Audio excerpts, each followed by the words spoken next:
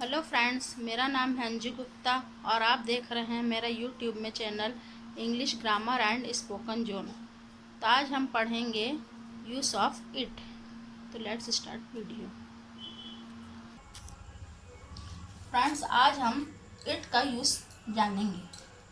तो इट का यूज़ जो है, साधारण प्रयोग जो है इट का किसी निर्जीव चीज़ के लिए होता है। निर्जीव चीज़ मतलब नॉन लिविंग थिंग्स, जिसमें जान नहीं रहता है। फॉर एग्ज़ाम्पल, यह एक पुरानी इमारत है, वह 1870 में बनी थी। This is an old building, एक सेंटेंस हो गया। इट वॉज बुल्ट इन 1870। तो वह के लिए हम इट यूज़ करेंगे। नॉन लिविंग थिंग से बिल्डिंग। पेड़ सड़क के आर पार पड़ा है, वह तूफान में गिर पड़ा। The tree is laying across the road, it fall in the storm. मेरी घड़ी गुम गई, वह मेरे बड़े भाई का दिया उपहार थी। I lost the watch, it was a gift from my elder brother. तो यहाँ पर पेड़ जो है वो भी नॉन लिविंग थिंग्स है, लिविंग है। बाकी पेड़ अब गिर गया है तो नॉन लिविंग हो गया। अगर लगा रहता तो लिविंग थिंग्स रहता। और घड़ी भी नॉन लिविंग थिंग्स है, इसलिए सेकंड सेंटेंस में हम उसके बारे में बता रहे हैं तो इट का यूज करेंगे। नेक्स्ट सेंटेंस, उसने पंजाबी लड़की से शादी की, वह एक प्रेम विवाह था। He married a Punjabi girl, it was a love marriage. मतलब मैरिज के बारे में बताया, शादी के बारे में, तो वह एक नॉन लिविंग थिंग्स है, इसलिए इट लगा है। कोई भी निर्जीव चीज के लिए इट लगाते हैं। वह बहुत ईमानदार है, हर एक यह जानता है। He is very honest, everyone knows it. हर एक के लिए एवरीवन लगेगा, हर एक यह जानता है। Everyone knows it. तो यहाँ भी ही इज़ वेरी ऑनेस्ट, तो इसके साथ हम आईएनजी नहीं लगाएं क्योंकि हम टू बी वर्ब यूज़ कर रहे हैं, जिसको हम पिछले वीडियो में बता चुके हैं। और एवरीवन के साथ नोस में एस लगा है, क्योंकि सिंगुलर सब्जेक्ट के साथ एस लगता है। ये भी हम टेंस वाली वीडियो में बता चुके हैं। तो हम अभी इट का फर्स्ट यूज देखें, अब सेकंड पॉइंट देखेंगे, सेकंड यूज। तो सब्जेक्ट के स्थान पर भी इट यूज होता है।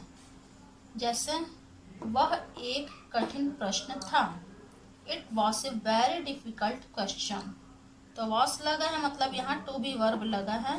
और इट निर्जीव चीज के लिए लगता है, तो क्वेश्चन निर्जीव चीज है, नॉन लिविंग थिंग्स है। It was a very difficult question, वह अगला कदम होगा। It will be the next step. ये भी विल भी जो है हमारा टू बी वर्ब में यूज हुआ है, इसलिए आईएनजी नहीं लगा है। It will be the next step. तो सब्जेक्ट के स्थान में हम इट यूज कर सकते हैं। अब हम ऑब्जेक्ट के स्थान पर इट का यूज करना देखेंगे। फ्रेंड्स, हम सब्जेक्ट और ऑब्जेक्ट के बारे में टेंस के वीडियो में पहले पढ़ चुके हैं। शुरू में आता है उसको सब्जेक्ट बोलते हैं, और सेंटेंस के लास्ट में जो आएगा उसको ऑब्जेक्ट बोलते हैं। तो अब ऑब्जेक्ट के स्थान पर इट का यूज। तो सब्जेक्ट और ऑब्जेक्ट जानने के लिए आप टेंस वाले वीडियो को खोल के देख सकते हैं। ये सब ऑब्जेक्ट के स्थान पर इट का यूज है। मैंने उसे पेड़ पर देखा, I saw it on the tree.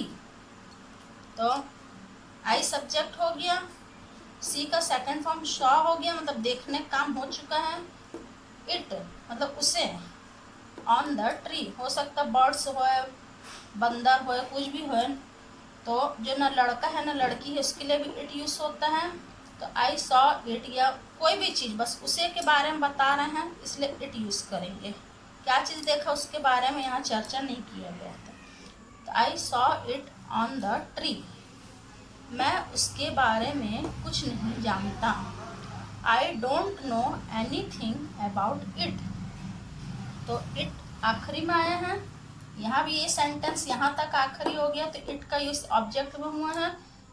फिर ऑन द ट्री और बचा सेंटेंस को ऑब्जेक्ट के आगे लिख देते हैं।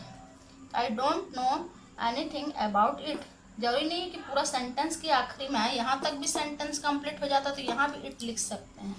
यहाँ सेंटेंस कंप्लीट हुआ तो यहाँ लिखिए। तो ऑब्जेक्ट के रूप में इट का यूज किया गया है। अब हम इट का यूज का फोर्थ पॉइंट देखेंगे। पहला पॉइंट देखें हम निर्जीव चीज के लिए, सेकंड पॉइंट सब्जेक्ट के स्थान पर, थर्ड पॉइंट ऑब्जेक्ट के स्थान पर इट का यूज। अब फोर्थ पॉइंट है पशुओं और बच्चों के लिए। तो पशु मतलब बिल्ली है, कुत्ता है, गाय है, भैंस है, कुछ भी। तो बिल्ली कमरे के अंदर थी, उसने चूहे को मार डाला।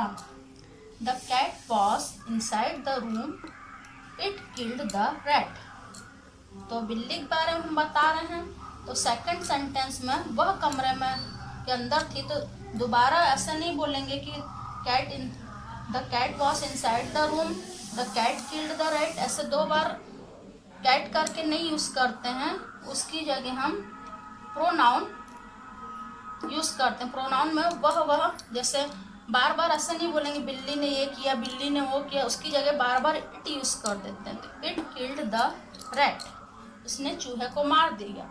उसने मतलब बिल्ली ने, बार बार बिल्ली हिंदी सेंटेंस में भी नहीं यूज करते हैं। बिल्ली कमरे के अंदर थी और बिल्ली ने चूहे को मार दिया, ऐसे नहीं बोलते हैं। एक बार यूज करते हैं, नाउन हो गया, तो उसकी जगह हम दोबारा यूज करते हैं तो प्रोनाउन यूज करते हैं। मतलब नाउन के स्थान में कुछ भी चीज आएगा उसको प्रोनाउन कहते हैं। इसलिए बिल्ली के बारे में हम बता रहे हैं, इसलिए इट लगा है। बच्चा रो रहा है, शायद वह भूखा है। The child is crying, perhaps it is hungry. तो चाइल्ड लड़का भी हो सकता है, लड़की भी, हमको नहीं मालूम है, इसलिए इट यूज कर रहे हैं। द चाइल्ड इज क्राइंग, बच्चा रो रहा है। परहैप्स शायद के लिए परहैप्स यूज करते हैं। इट इज हंग्री मतलब भूखा है। अब फिफ्थ पॉइंट हम इट का देख रहे हैं, व्यक्तियों के लिए यूज होता है इट। किसी अपरिचित व्यक्ति की पहचान करते समय इट का प्रयोग करते हैं, मतलब जिसको हम नहीं जान रहे हैं वो अपरिचित बोलते हैं उसको। जैसे फॉर एग्जाम्पल कोई दरवाजा खटखटा रहा है, शायद वह डाकिया है। तो समवन, कोई के लिए समवन कोई भी हो सकता है। Someone is knocking at the door, perhaps it's the postman. तो इट इसको हम इट्स ऐसे इन्वर्टेड कॉमा करके लिख सकते हैं। कोई दरवाजा में खटखटा रहा है, शायद वह पोस्टमैन हो सकता है करके अंदाज लगा रहे हैं। कोई भी रिश्तेदार हो सकता है, कोई फ्रेंड हो सकता है। हम अब दरवाजा तो खोले नहीं है, तो कोई भी हो सकता है, शायद वह पोस्टमैन है। अब सेकंड एग्जांपल, समवन की जगह हम दो बार समवन नहीं बोलेंगे, इट्स यूज कर देंगे दोबारा में। यह किसका फोटो है, क्या यह तुम्हारा भाई है? तो whose photo is this, it is your brother. तो हम इंट्रोगेटिव सेंटेंस में, हम टेंस का वीडियो में बता चुके हैं। इंट्रोगेटिव सेंटेंस कहीं भी हो सेंटेंस में शुरू में आ जाता है। हुज फोटो इज दिस, यह किसका फोटो है, क्वेश्चन मार्क। फिर से हम यह नहीं बोलेंगे यह क्या है तुम्हारा भाई, तो इट इज योर ब्रदर। दो बार वही यूज नहीं करना है, दोबारा में इट यूज करना है। अब हम इट का सिक्स्थ पॉइंट देखेंगे, some use of its and its. Its या इट्स जो है, इट्स मतलब उसका, और इट्स इन्वर्टेड कॉमा के साथ आया तो इट इज, इसका शॉर्ट फॉर्म इट्स बोल देते हैं। मैं इस गांव का नाम और उसका इतिहास जानता हूँ। I know the name of this village and it's history. यहाँ पर इट्स यूज हुआ है, ये वाला इट्स मतलब उसका इतिहास जानता हूँ, उसका के लिए इट्स यूज हुआ है। और आई प्लूरल सब्जेक्ट इसलिए नो यूज हुआ है, जैसे टेंस के हम वीडियो में देख चुके हैं। सेकंड सेंटेंस, वह कहता है कि इस पहाड़ी पर चढ़ना बड़ा कठिन है। She says that it's very difficult to climb up this hill। मतलब ये डायरेक्ट इनडायरेक्ट नरेशन के हिसाब से है। He says that it is की जगह it's ये वाला यूज हुआ है। It is very difficult to climb up this hill। चढ़ना को climb up कहते हैं।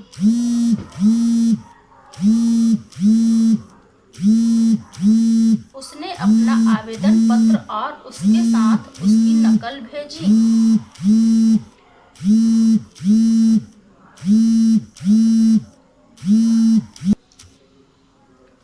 She sent her application along with its copy। मतलब फोटो कॉपी जो बेचते हैं साथ में कोई भी एप्लीकेशन के साथ, तो along with its copy मतलब भेज चुकी है। तो शी लड़की है तो उसके साथ हर यूज होता है। लड़की के लिए उसका बताना है तो हर यूज होएगा, और लड़का के लिए उसके लिए बताना है तो हिम यूज होएगा, हिज यूज होएगा। शब्दकोश में आपको यह शब्द और उसका अर्थ मिल जाएगा। In the dictionary you will find this word and it's meaning. It's मतलब उसका मीनिंग मिल जाएगा। अब हम इट के यूज का 7th पॉइंट देखेंगे। तो इट का यूज मौसम बताने के लिए, समय बताने के लिए और भी आदि सब बताने के लिए यूज होता है। इट को सब्जेक्ट के स्थान पर रखने पर, जैसे हम पहले अभी इसी वीडियो में डिस्कस कर चुके हैं, सब्जेक्ट मतलब शुरू में कुछ भी इट को यूज करना है तो सब्जेक्ट के स्थान पर यूज करना है। जैसे 6 बजे हैं, इट इज 6 o'clock, मतलब 6 बजे है तो उसको हम 6 o'clock भर नहीं बोलेंगे, इट इज 6 o'clock। आज शुक्रवार है, या शुक्रवार कोई पूछेंगे आज कौन सा दिन है तो शुक्रवार है, तो इट्स फ्राइडे बोल सकते हैं, या it is Friday today, it's Friday today, इस तरह से भी बोल सकते हैं। टुडे नहीं बोलेंगे, इट्स फ्राइडे बोलेंगे तो भी चल जाएगा। आज बहुत ठंड है, it is quite cold today, या वेरी कोल्ड टुडे। सुबह से बारिश हो रही है, it has been raining since morning. सुबह से कुछ भी काम हो रहा है, सुबह को डिनोट करने के लिए सिंस लगेगा, और सुबह से बारिश हो रहा है और अभी भी कंटिन्यू है, इसलिए परफेक्ट कंटिन्यूअस टेंस है तो परफेक्ट कंटिन्यूअस का helping verb has been use होगा। तो हम रनिंग को हम प्लूरल सब्जेक्ट नहीं मानेंगे, सिंगुलर सब्जेक्ट ही मानेंगे, क्योंकि कंटिन्यू गिर रहा है बारिश। तो मौसम, ये सब मौसम बताने के लिए, और समय जैसे टाइम वगैरह 6 o'clock ये सब बताने के लिए इट यूज होते हैं। मार्च में मौसम अच्छा हो सकता है, इट कैन बी प्लीसेंट वेदर इन मार्च। तो कैन बी मतलब हो सकता है, सकना के लिए कैन यूज होता है, और हो सकता है कोई भी चीज़ होना के लिए बी यूज करते हैं। जैसे हम पिछले वीडियो में हम टू बी वर्ब में पढ़े हैं, इट कैन बी प्लीसेंट वेदर इन मार्च। आज बहुत उमस है, it is very humid today. ये सब मौसम वगैरह बताने के लिए, टाइम बताने के लिए इट यूज़ करके ही बताया जाएगा। अब हम इट का यूज़ टू बी वर्ब के रूप में भी यूज़ कर सकते हैं। ये 8th पॉइंट है। जैसे ईमानदार रहना हमेशा सुरक्षित रहता है, टू बी मतलब कोई भी चीज़ होने का भाव रहता है, उसको हम टू बी वर्ब कहते हैं। ईमानदार रहना हमेशा सुरक्षित रहता है, it is always safe to be honest. तो ईमानदार होना, टू बी मतलब ईमानदार होना, होना का भाव है, इसलिए टू बी लगा है। वह जो कहता है उसे समझना मुश्किल है या कठिन है, इट इज़ वेरी डिफ़िकल्ट या difficult to understand what he says. क्या जगन्नाथपुरी हवाई जहाज़ से जाना संभव है? तो इस पहले आ जाएगा, हेल्पिंग और पहले आ जाता है। अगर क्या पहले लिखे हैं तो it is possible to go to Jagannathpuri by air. तो ये भी होने का भाव है, इसलिए टू लगा है। टू भी वर्ब में जरूरी नहीं है कि टू भी ही लगे, उसको टू गो टू ऐसे लिख दो, चाहे टू भी लिख दो, चाहे टू लिख दो, तो होने का भाव आ जाता है, तो उसी को टू बी वर्ब कहते हैं। उसमें जरूरी नहीं है कि बी लगा ही रहे। टू अंडरस्टैंड लिख दिए तो भी टू बी मतलब होने का ही भाव है वो।